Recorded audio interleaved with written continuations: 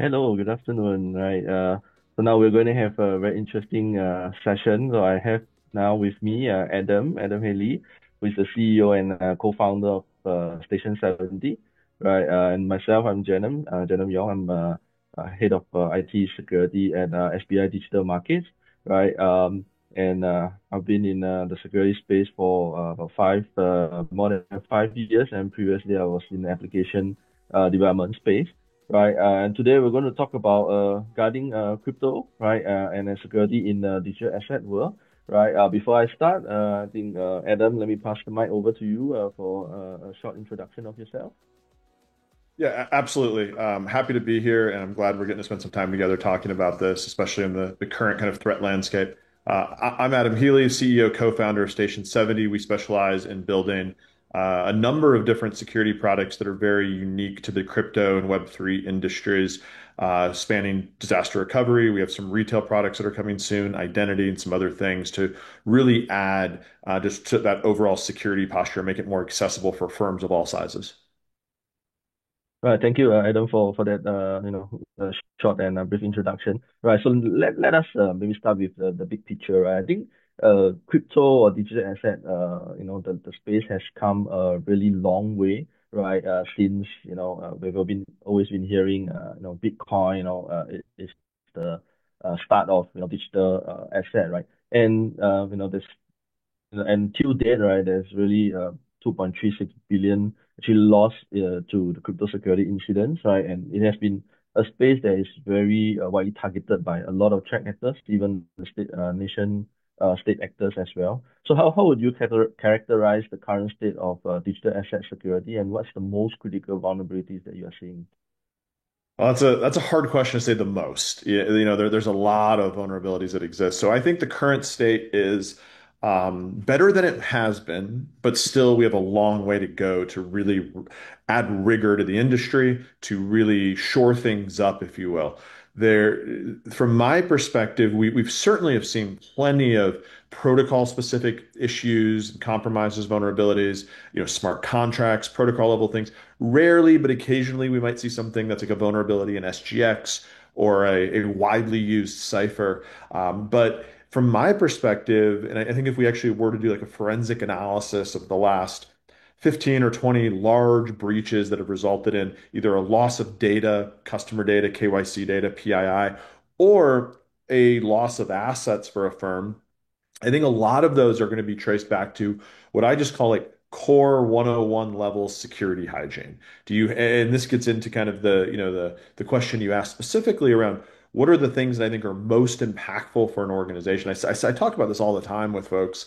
I've posted about it verbosely on LinkedIn, and it's having a really strong multi-factor authentication for your employees, having really strong device trust, and having really strong cloud security controls, specifically network controls. If an organization is doing those things, it's really going to separate them from the pack. Because even today, a lot of firms, even some of the biggest brands in the industry, do one or two of those things moderately well. Very few companies are actually doing all three of those things really well.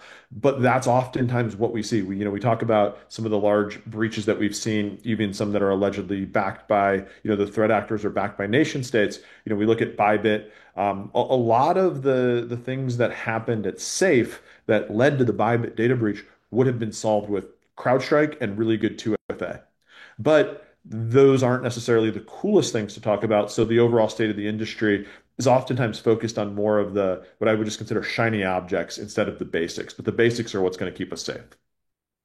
Yeah, so you mentioned it's interesting, right, that you mentioned about the basics and hygiene 101, right? And if we look at the previous Bybit hack and a few of the really big scale hacks, right, or even in the non-digital asset landscape, right, phishing attack and social engineering, these are very basic attack vectors, right? And in fact, thus far they have been really very efficient, right, in the compromises, right? And when you look at digital asset, the technology itself is secure, right? The private key is not or the encryption algorithm is not being broken, right? But yet, the compromise happened, and a lot of money is being lost in that, right? So, what do you think makes sophisticated institution users or institutions vulnerable to all these basic attack vectors? Well, I think any security program, whether it's a large, sophisticated organization or a small startup, they must balance between the speed of the business and the controls that they want to implement on that business. And almost by definition, a control is going to have an impact on the velocity of that business, right? It's called a control for a reason. Could be a legal control, could be a financial risk management control, could be a security control, compliance control. It's going to impact the speed in which the business moves. So balancing that becomes very, very difficult. And it's something that is not oftentimes well done and well understood, especially at more mid-sized and larger organizations. Does the board really understand that security trade-off that's being made?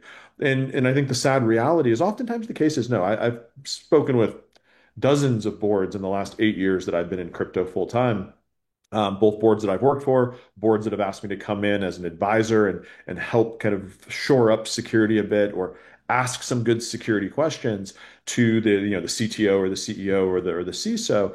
And I think there's really a void of really good security knowledge that's pragmatic, meaning balancing the business with the control frameworks present at more of those senior leaderships of the firms. Something that I'm very vocal about is, a lot of times you'll see a CISO reporting to a CTO, and I think that's just a very bad organizational chart, right? You can't govern your boss, and a lot of times the CISO's role is to kind of govern the state of the security program, and the CTO and the CISO have oftentimes different goals, right? Security versus shipping product.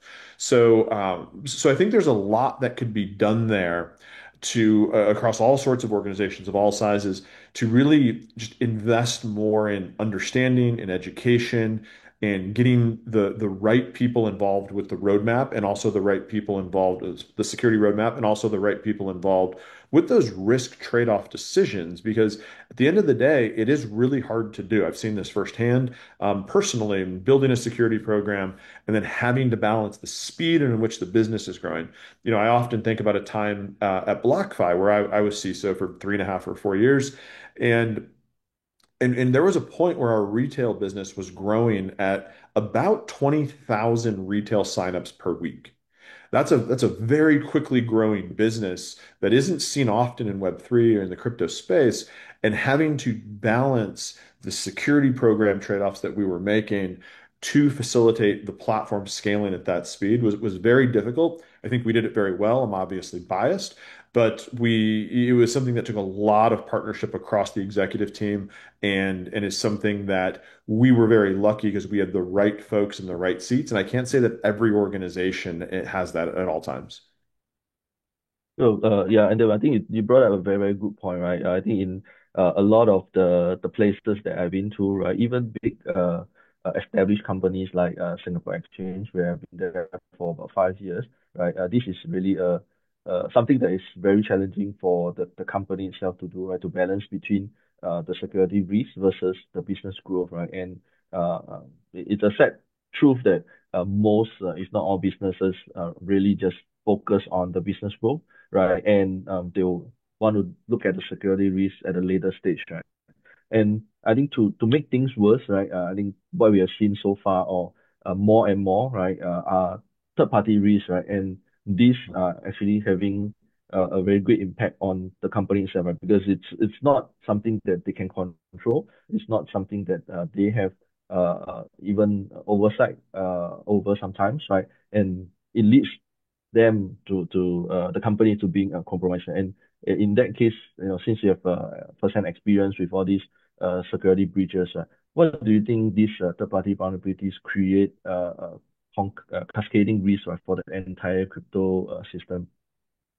Yeah, so third-party risk is a huge topic. And before I answer that, I would just kind of circle back for just a second on what you said at the beginning of this question is, when you're thinking about risk and you're thinking about security risk, right? The outcome of that security failure, right? You have data that's compromised, you have assets that are lost or stolen, and lost or stolen. So sometimes they're stolen by a bad actor, or sometimes the keys are destroyed and therefore the assets are locked. The manifestation on the risk scale of that is not necessarily security risk per se. It's more of, regulatory risk. You're going to get fined. Reputational risk. No one's going to want to work for you. Or legal risk. You're going to get sued.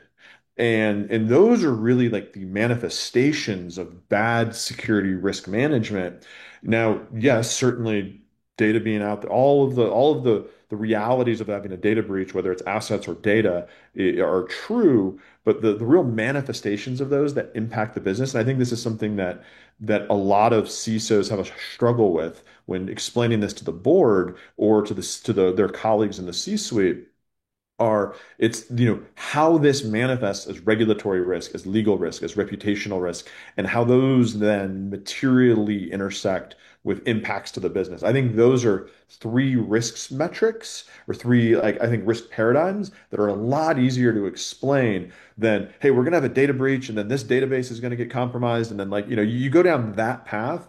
And most of your executives that are not technical, and most of your board members who are certainly not technical, aren't going to get it. But if you can tie it to those three parameters, those three themes, I think you get a lot more traction with building a security team or building a security program. But to your question about third-party risk, this is something that is really the big question, I think. How do we solve for third-party risk across the industry? It's not unique to crypto. And frankly, very few industries do it well.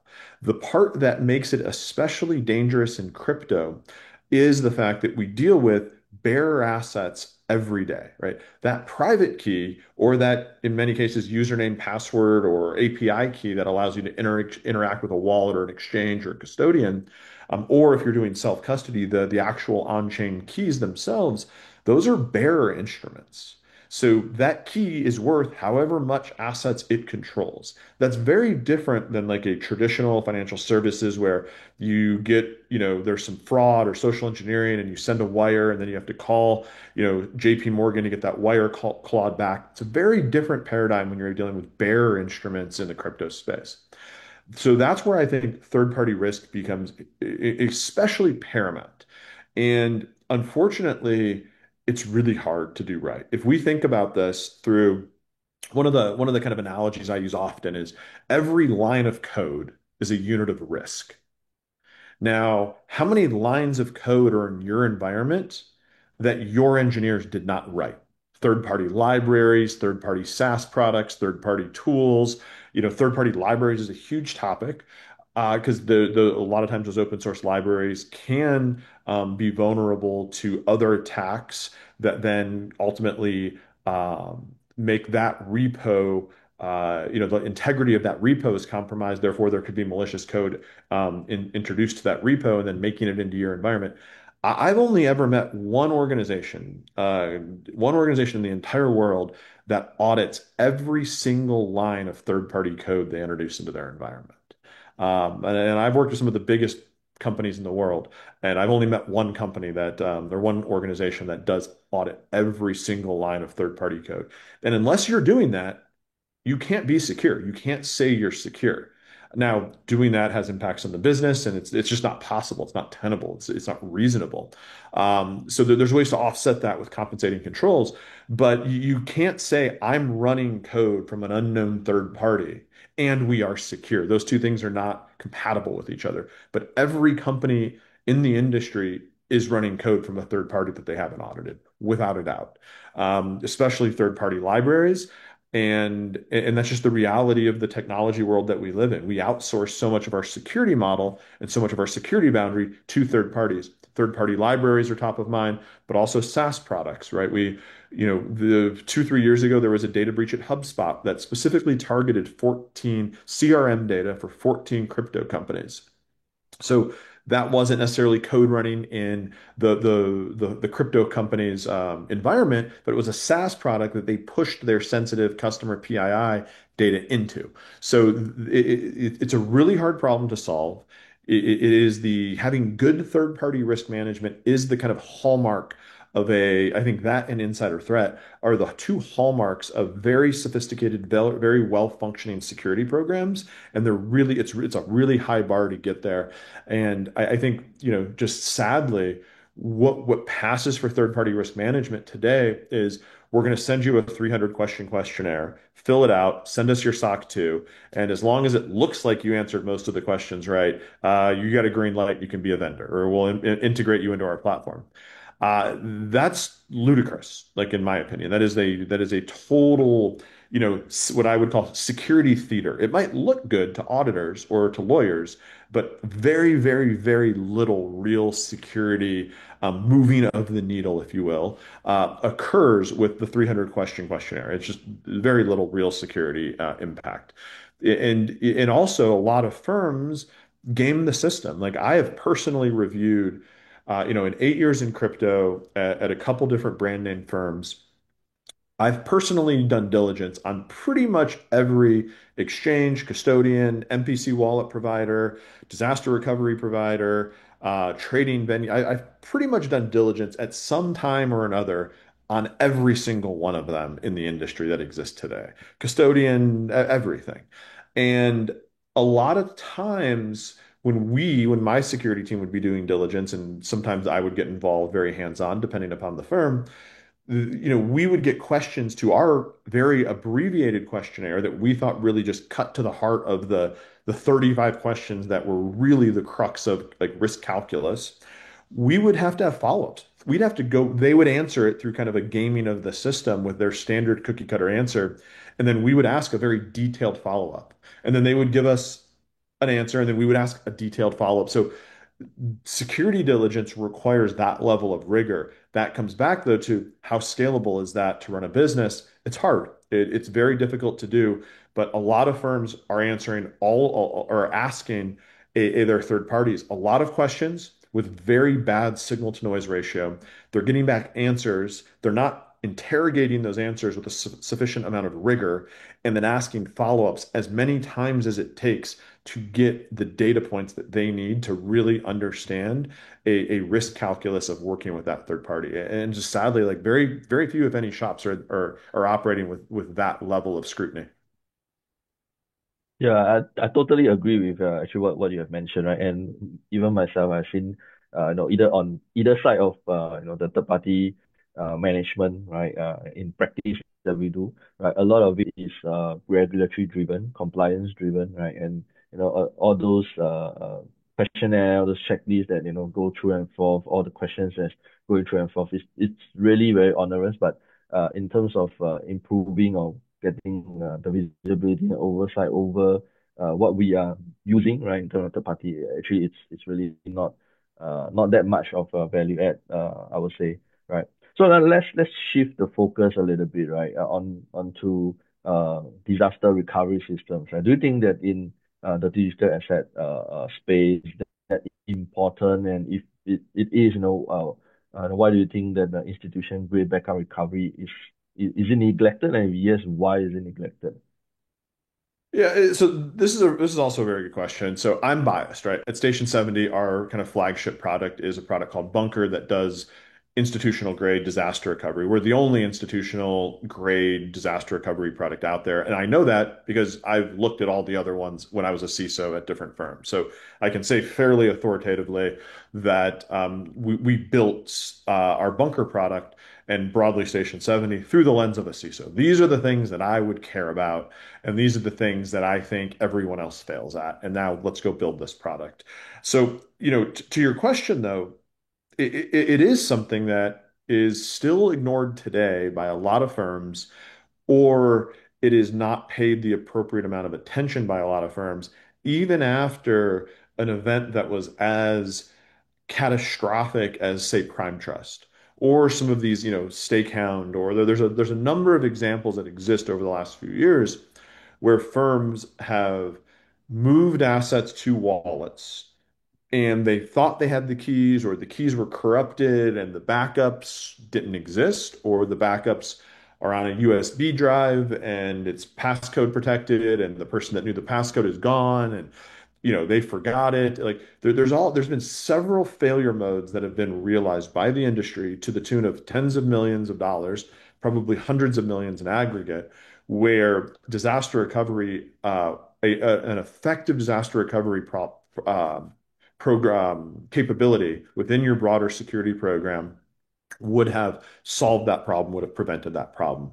I talk to firms every day. It's what I do, and at least a couple times a week, I'm talking to a fund that has north of $100 million under management, in some cases over $1 billion, and you start to talk about disaster recovery.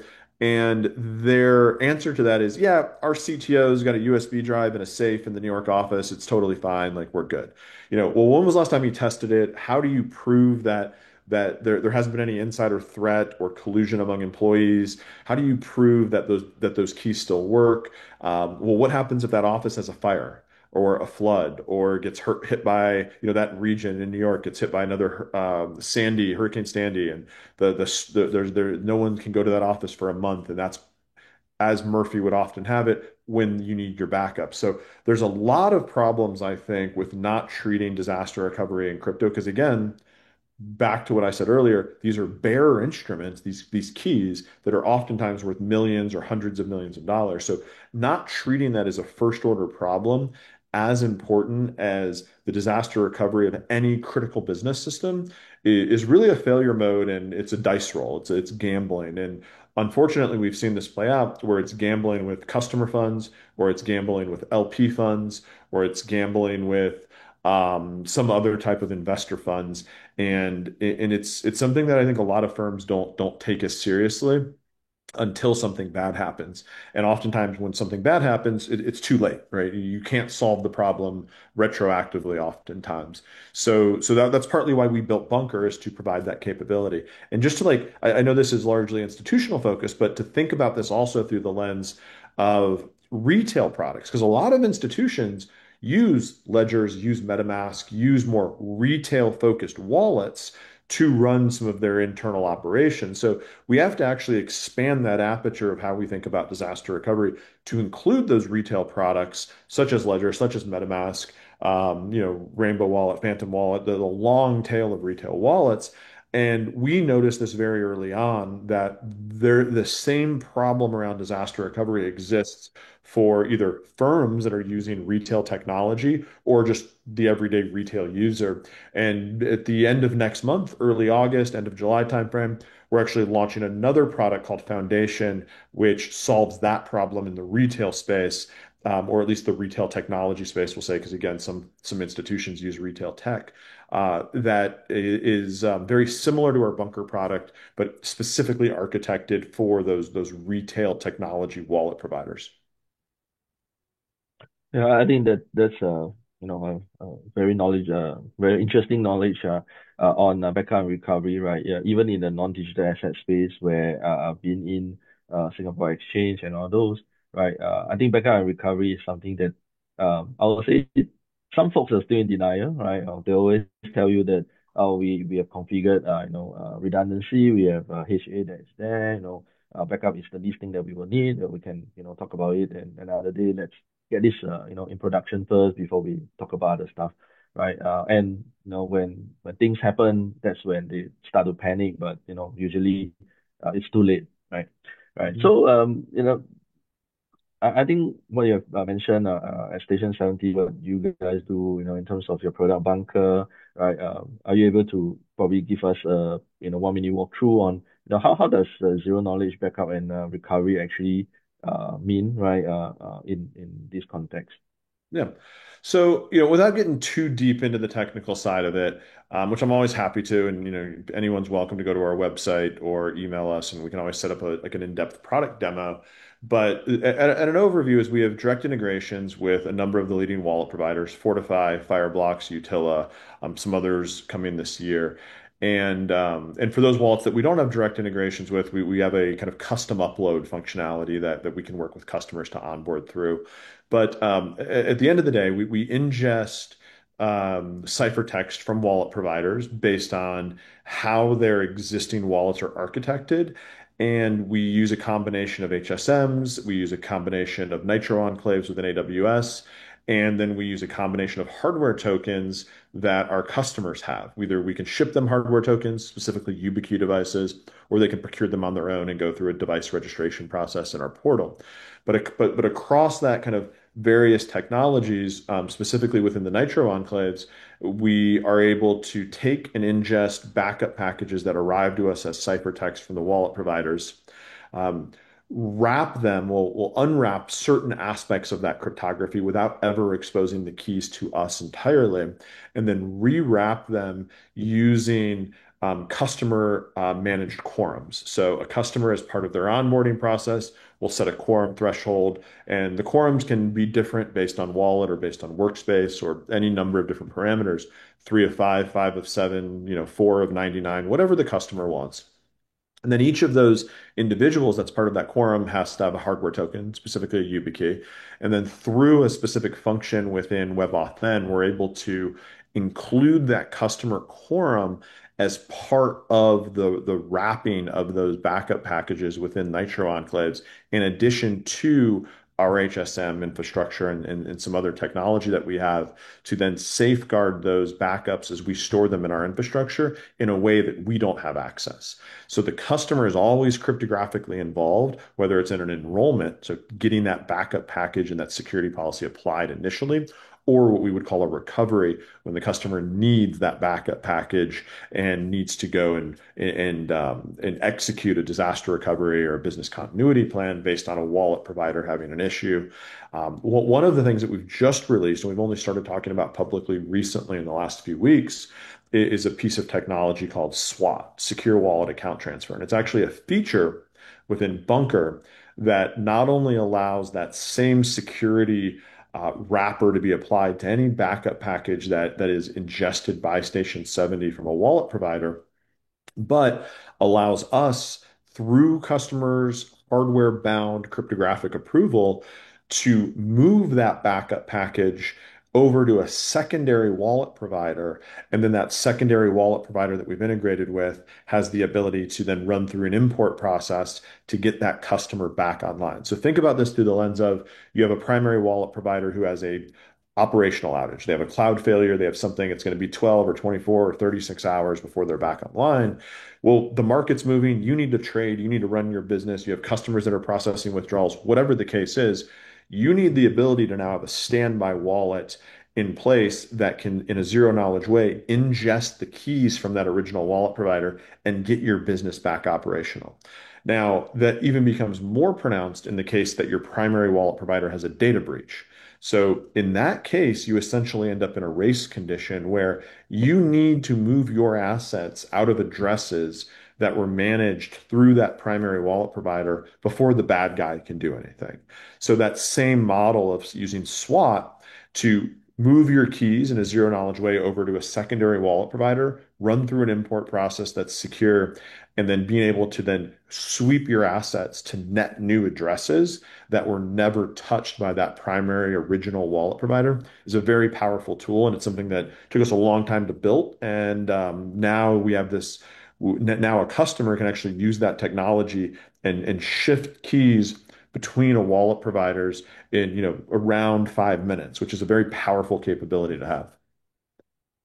Well, that sounds very interesting. I think after this session, we should have a workshop to really understand how the technology works and how it can benefit us, especially when we also using wallet technology to do custody as well, right? So Sure. I think we all know that MPC technology is getting more traction, right, in terms of institution key management, right? And what I've heard from you so far, right, in terms of the solution and the backup, does it complement the existing MPC solution, or it competes with them? Because now you have the backup, you have the full key, right, and you can move things, right, and essentially you don't need the wallet provider anymore. Well, you do need the wallet provider. So we don't provide wallet services. We don't provide trading services. We don't provide exchange services. We are purely a disaster recovery platform for the MPC wallet. So if you think about it through the context um, of a wallet provider or a customer of a wallet provider, if you're using a wallet provider, you don't then want to rely on them to provide disaster recovery, right? It's like the example I always use is you don't buy fire insurance from the arsonist, right? You need to have an objective third party that is not on the same infrastructure, under the same corporate structure, under the same legal entity for any number of reasons. Could be operational issues, could be technology outages, could be data breaches, could be legal or regulatory or bankruptcy problems. You need an agnostic third party to store those backups for you in a secure way that allows you to manage insider threat and recovery protocols and thresholds and quorums and all of these things. And but that is separate from the wallet provider. So we collaborate with wallet providers. We work with some of the biggest in the industry, and there'll be more announced this year. And we really are a complementary feature to them because, again, you wouldn't want to trust the wallet provider for your disaster recovery if you're worried about the disaster being caused by your wallet provider, right? Like it's kind of this circular logic that you need to break out of and then use an objective third party that has totally separate technology and a totally separate company to really provide yourself that continuity, that rigor around safeguarding those assets. So yeah, to answer your question, we see the wallet providers as partners, and in many cases, we see them as partners in the sales process. Like a lot of our largest deals have originated from wallet providers sending us business saying, "Hey, you're onboarding with us. You need to talk to Station 70. They're really the only institutional grade disaster recovery platform, and you need to use them as part of your onboarding process with whichever wallet they're going with." Hmm. Yeah, I think that's useful knowledge as well, right? And I think recently you guys have a partnership with Fireblocks, right? And how does that how do you guys balance between being wallet agnostic and still while still being able to provide integration with the major custody providers? Yeah, so Fireblocks is a phenomenal partner, right? Like I've known the Fireblocks team, Michael specifically, for years now. Not only are they our original wallet partner, they're also an investor in Station 70, a small investor, because again, we want that third party kind of agnostic, but a small investor. And I think part of their investment thesis was there was no good solution in the industry. So hey, let's back somebody who can actually build this. So we have a very good relationship with them, but they knew from day one, the very first conversation actually I had with Michael about this was this is an industry problem. This is not a wallet. This is not a problem that is unique to any particular wallet service. And if we all agree that data breaches are bad for the industry, massive outages are bad for the industry, losing assets in the tens of millions or hundreds of millions of dollars scale is net bad for the industry. If we all agree on that, which we all do, then this service that Station 70 is building should be available to any of the wallet providers. And that they knew that very early on. And yeah, we've had a partnership with them from really since day one. And they've been a great partner, and they're still the biggest provider in the industry. And we I previously have been a customer of theirs. I think at BlockFi we were top three or top five customers for a number of years in terms of assets under management. So I know their platform incredibly well. I know their security program very well. I know their CISO very well. And we were like thrilled that they wanted to partner with us from day one, and also that they were willing to understand our view of it, which was this is an industry problem, and working with other wallets like Fortify, for example, what was always part of our plan. Yeah. So I think with that, right, in terms of regulatory compliance, right, now that, there's a backup, an institution grade backup that Station 70 does, right, and then you have a wallet provider that's out there. So a lot of the responsibilities from the financial institution is actually being outsourced, right, and more and more third parties are coming in to provide different kind of services. So I'm sure regulatory compliance is going to get more complex as well across different jurisdictions because the interpretation of digital asset across different jurisdictions is very different as well, right? So how does Station 70's architecture or solution actually address the needs for things like geographically diverse storage, and to meet all these regulatory requirements? Yeah, so this is something that again we built Station 70 through the lens of a CISO. Like what would I have wanted in a backup provider? And one of the big pieces of that came from how do we support and how do we enable customers to comply with regulations? So that could be specific regulations in the US or in Europe around business continuity requirements and high availability and things along that nature. It could also be requirements that LPs or other investors have mandated around access to funds and being able to do any number of different things in terms of auditability. But from a regulator perspective, one of the things that we built is within Bunker, one of the features that we have is this concept of verification reports and check-ins, which is very powerful because what it allows customers to do, again, this is all customer configurable, to set monthly, quarterly, or yearly intervals where all of their recovery team, recovery quorum participants they get prompted via email and they have to log into the platform, touch their YubiKey, sign some messages. We do similar things on the back end with HSMs and rehashing of backup packages and a number of different things. And then we produce an end-to-end cryptographically sound verification report that you can hand to your auditor or your regulator and say, hey, we can attest with cryptographic level proof that everything still works, that all the keys are still there, that everything still computes, and if needed, we can execute a disaster recovery in short order. The other side of kind of the regulatory compliance that we wanted was the only other firm in the industry at the time basically was just like glorified safety deposit boxes. They'd get USB keys from like Walmart or wherever, and they'd stick them in safety deposit boxes wherever. And, in order for them to spin up new locations, they would have to get safety deposit boxes and legal entities in these other countries. And it was very complicated, very legacy, very like Web 2. And I wouldn't even say Web 2, maybe like Web 1.5, because I still think safety deposit boxes are like, I don't really know who uses those today.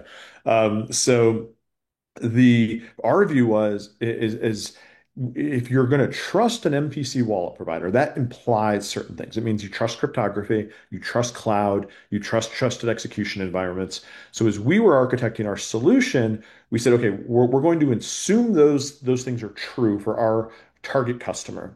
So what should also be true then is a different but similar architecture would be agreeable in a disaster recovery context. So if that's true, then what we can do is we can deploy instances of Bunker in any jurisdiction that it's needed to be. So one of the jurisdictions I think that is most topical is, say, Singapore. So we can deploy an instance of Bunker in Singapore. So now, if you're the MAS, for example, not only is the entity in which you regulate the hedge fund or the trading firm or the whomever the exchange is under your purview, under your jurisdiction because they're headquartered in Singapore or they have some material nexus in terms of physical footprint in Singapore. But now, rather than you having, in the event that there is a disaster and you need to get involved as the regulator, rather than you having to reach out to a foreign jurisdiction, a foreign regulator, spend months negotiating, lawyers, all these things, those backups actually sit within your jurisdiction in the Bunker platform because Station 70 is able to deploy instances of Bunker in any major jurisdiction under any regulatory purview. Interesting. I think that sounds quite complete in terms of the thought process and how the solution is actually being built. Right. So we have covered the past, right, the present, right. I think now let's talk about the future, right. And we're looking ahead, right. I think beyond MPC and zero knowledge proof, right. What do you see some emerging technologies or game changers that could happen in the institution digital asset security space? You know, it's a weird paradigm that we live in, right? So one thing, on one hand, as we open this discussion, we said, there's a lot of basic security 101 level stuff that's still not getting done in the industry. One of the things that I always kind of laugh about when I'm talking to a board or a firm has asked me to come in and provide some thoughts on security roadmaps or security program design is a lot of times the firms that are very interested in anything AI security still don't have just basic phishing protection on email. And it's like a lot of times you get, and it happens a lot more than you think. They're so hype cycle oriented that they forget the basics. And so I would like to see in the future a real doubling down of basic security hygiene across the industry, hardware-based 2FA, device trust, network egress controls to a default deny architecture in cloud environments, better utilization and better hardening of identities. I'd really like to see that. And at the same time, if we were just to think really forward looking, I think there's a lot of things that are happening in the industry to facilitate stablecoin use cases, to facilitate better KYC and onboarding. Because at the end of the day, we have a very significant like UX challenge, right? Crypto is still inaccessible to a lot of people just from a tooling and a UX perspective. So as some things, and we can talk a little bit about AI and how that impacts crypto, as some things like AI become to be more and more prevalent and integrated into some of the back office tech, I think we're going to see that barrier to entry, that accessibility problem from a UX perspective go away because things like onboarding and KYC and AML and BSA compliance, that stuff's going to get easier. Things like regulatory compliance are going to get easier because it's you can have an LLM help significantly with things like audits and SOC 2s and regulatory inquiries and other things. So I think we're going to see a lot of stuff yet to come. And I think we'll be along, in many cases, along that journey with a lot of other fintech companies and industries out there. So I'm pretty excited about it. But if I had one kind of call to action for anyone that sees this, whether you're a CEO, a CISO, a CTO, a board member, or just an average everyday employee at any company, I would say really be serious and be reflective about how good is your basic security hygiene, because the last thing the industry needs is another Bybit style hack that could have been easily prevented with some 101 level controls. Yeah, and then totally agree with what you have mentioned. Right. So coming down to actually Station 70, right? Is there any, thing that upcoming product launches or any new interesting developments that you guys have, maybe a sneak preview for our audience here? Yeah, so a couple things are happening. So we continue to build features on Bunker.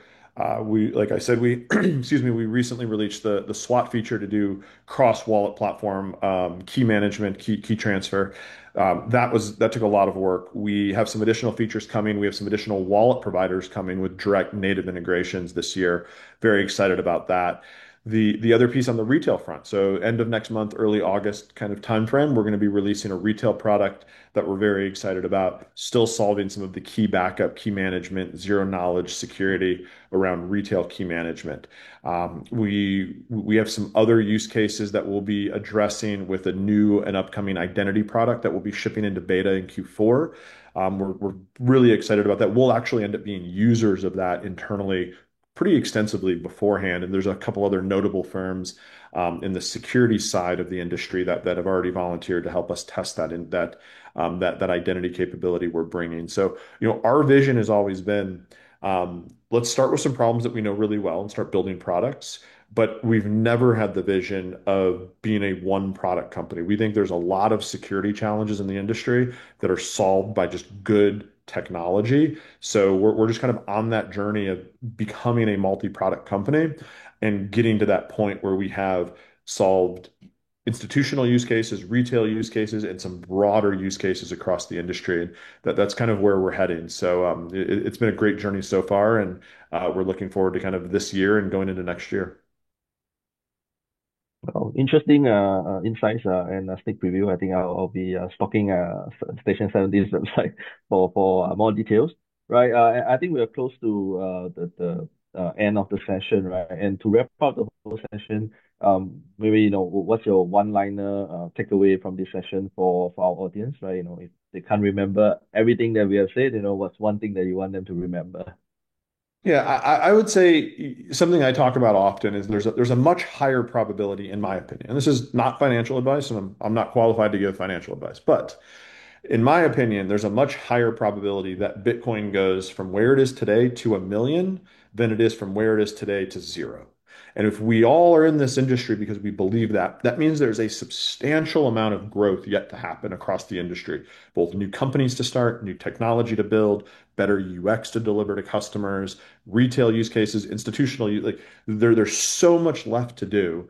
My kind of call to action would be for people to do that. Build important things that matter to the growth of the industry and don't become myopically focused on the shiny object of today. Many of us have been around the industry long enough to have seen several cycles across the industry and many bad decisions that led up to some of those cycles popping and many bad products and many bad companies. And, my kind of call to action would be take security seriously, but maybe more importantly, build products that matter and that help us go from where we are today to $1 million per Bitcoin. Thank you, Adam. I think I totally agree with that, right? Too many times we are very focused on driving the business, building what we need, so focused on that, and that we actually ignore the broader picture, and the bigger industry. And in fact, that is, the broader picture and the bigger industry is what actually helps us, right, or helps the industry as a whole, right? Especially in the crypto world, where any breaches, right, is actually bad for the industry as a whole, right? So we've come to the end of the session. Thank you for all the insights and what we have been discussed, and I hope this is useful for our audience as well. Right. Thank you. Thank you.